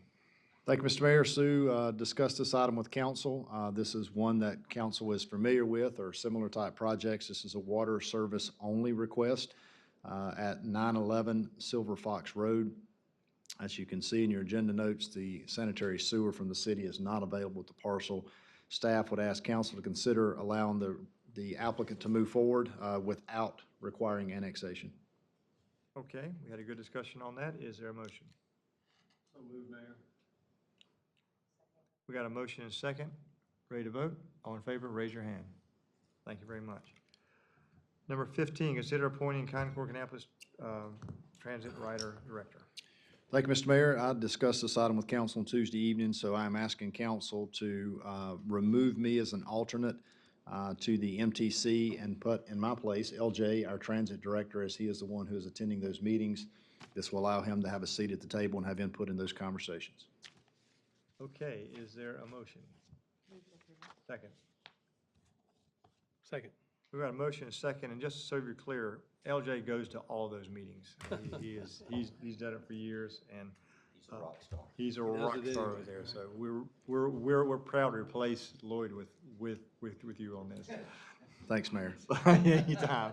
So we have a motion and a second, ready to vote. All in favor, raise your hand. Aye. And that's it. All right, that's it. Consent agenda. Is there a motion to approve the consent agenda? So moved. Got a motion second, ready to vote. All in favor, raise your hand. All right. Moving on to matters not on the agenda. TAC. TAC did not meet. I will say that the bridges over Irish Buffalo have been let, correct, Philip? On 29. At TAC, I talked to our Division 10 engineer about the traffic operations and would they be stopping. He's told me that during construction, all operations will be open, so none of the turns will close. And he's supposed to get us that plan so Lloyd and Philip can look at it. So I hope that's good news. JC, do those bridges have the greenway passageways under there too, right? Yes. Who said yes? Oh, you did. Yeah. Okay, thanks. Transportation Director. All right. EMTC, LJ, you got anything?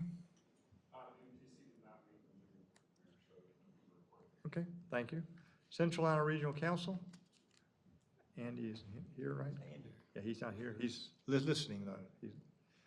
Oh, he's not listening? Okay, forget it. Is he here? Is he on the phone? What we're laughing at is that typically if a council member can't be here, they'll be on a Zoom or listening. They cannot vote by state law, but they can listen and be a part of it that way. For some reason, he's not up there with us right now. Okay, CK Transit Commission, LJ?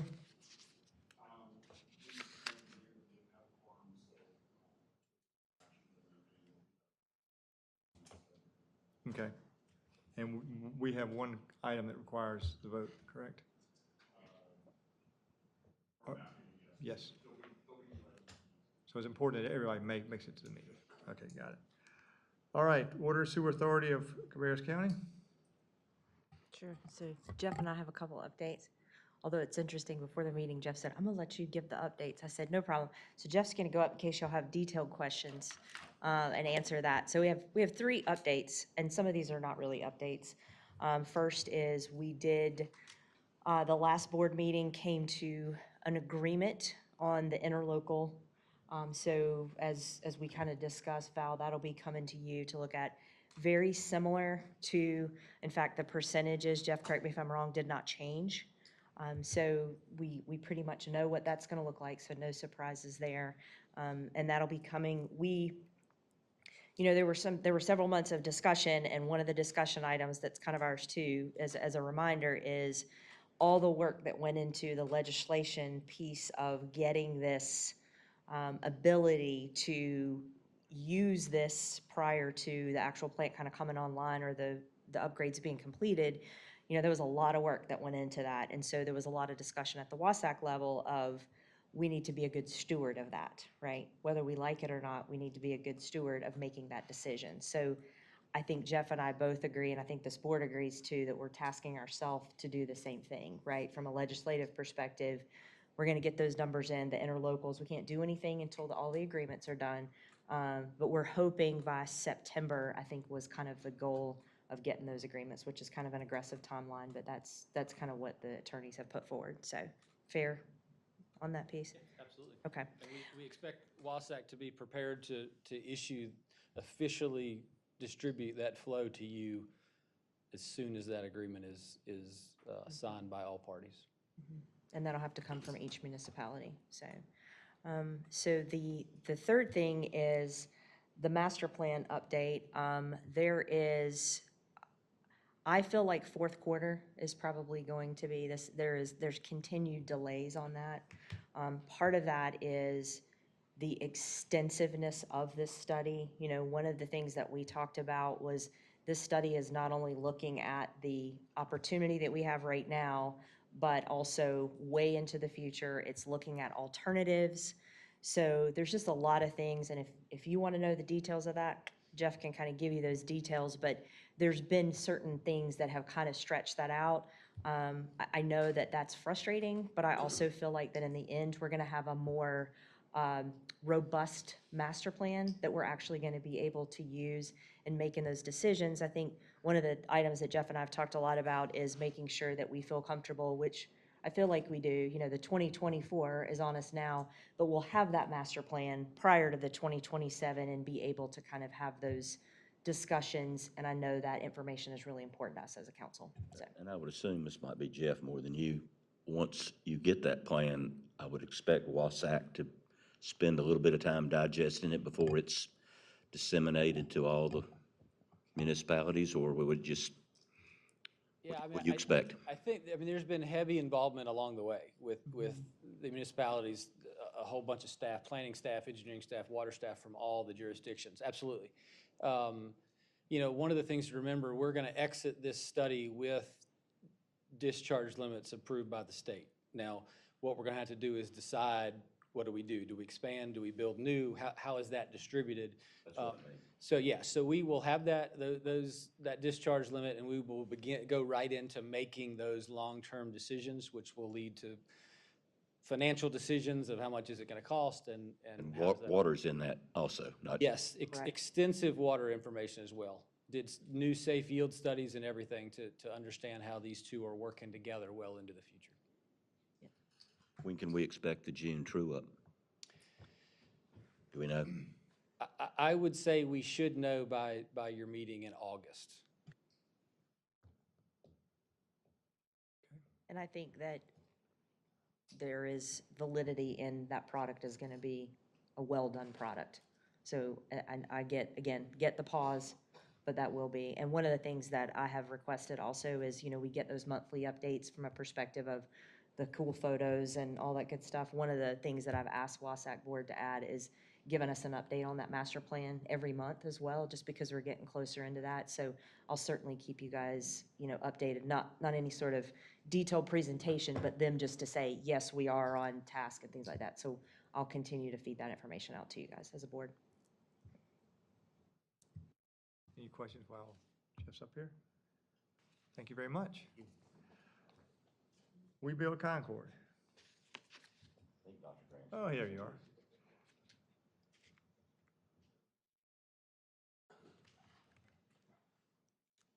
Very quick, my wife says she needs some aluminum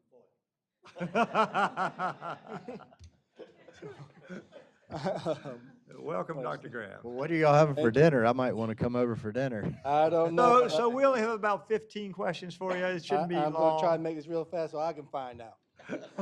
But just quickly, we have 12 projects actually that will be complete between actually this month and October. They consist of 9 new bills and 3 actually rehabs.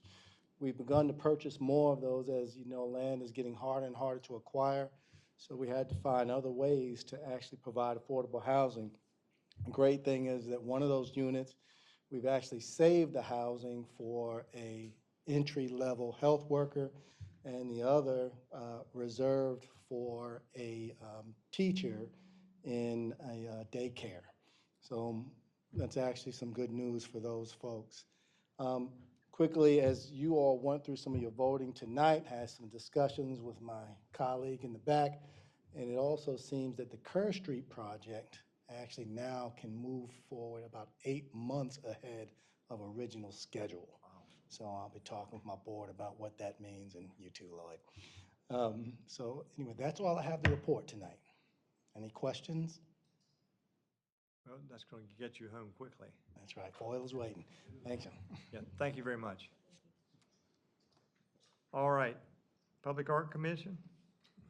No report, Mayor. I know Andy usually comments on this, but no report. They're getting ready to put dates together for their first meeting and start reviewing the plan and hopefully put something together for next budget year. Do you know their first meeting, Lloyd, off the top of your I head? don't think it's been set yet. They're circulating dates. Yeah. Thank you. Concord United Committee. Welcome back. Thank you, thank you. Good evening, Mayor, members of council, Mr. Payne, Ms. Deason, and Ms. Kolchinsky. The subcommittee met last month, June, to iron out their recommendations for the fire department, and they want to thank the fire leadership as well as Pam for filling in and providing timely and thorough responses. This month, the group will meet over dinner and a book read for their own professional development as it relates to DEI and racial equity. And last but not least, they are gearing up for their annual presentation to council in September. That's everything. Thank you. Thank you. One thing I want to add is that several weeks ago, Council Member Crawford and I went to Ireland to visit our sister city of Killarney. 30 years we've been a sister city relationship with them. And they were so welcoming of us that they love this relationship. We were their first sister city. They were our first sister city. We have Freeport in the Bahamas and also Siena, Italy. So, but we spent 4 days with them and learning all about them. And it shocked us how friendly everyone is, as well as they embrace having Americans come and visit their city. Killarney is the second most visited place from the United States. And they, not only so to the point over July 4th, they have a complete celebration, including fireworks. That's how much that they embrace us. So they'll be coming here for our Christmas parade in 2024. As soon as we finish our downtown, they're ready to come over. And then Councilmember Crawford also got involved with their golf course, that is also a sister city relationship course with our public Rocky River Golf Course. And that's been going on for the last 17 years. We actually took a hole number 13 on Rocky River Golf Course, our course, and honored our constituent there, Sean Conahan, who is actually a former councilman there, a former mayor, I believe. He named a hole after him. So if you go play 13, you'll see a plaque there, sign actually, that honors Sean by naming this hole after him and talking about the Killarney Golf Course. So Why did you do 13, by the way? Because that's the luck of the Irish? It's just a view of both the American flag in the back, if you go that way down 17, plus the view out front. It's pretty, it's very nice. Hotels there too. So. In our all those good things. In our quarterly newsletter coming out, we'll have the details of all this, so we'll share it with our citizens. Okay, anything else that council would like to add? Or do you got anything to add? No, sir. With that said, is there a motion to close our meeting? So moved. Second. So, all in favor of adjournment, raise your hand. Thank you very much. Thank you, everyone. We made it in less than 2 hours. And Steve Morris, we really appreciate you being here tonight.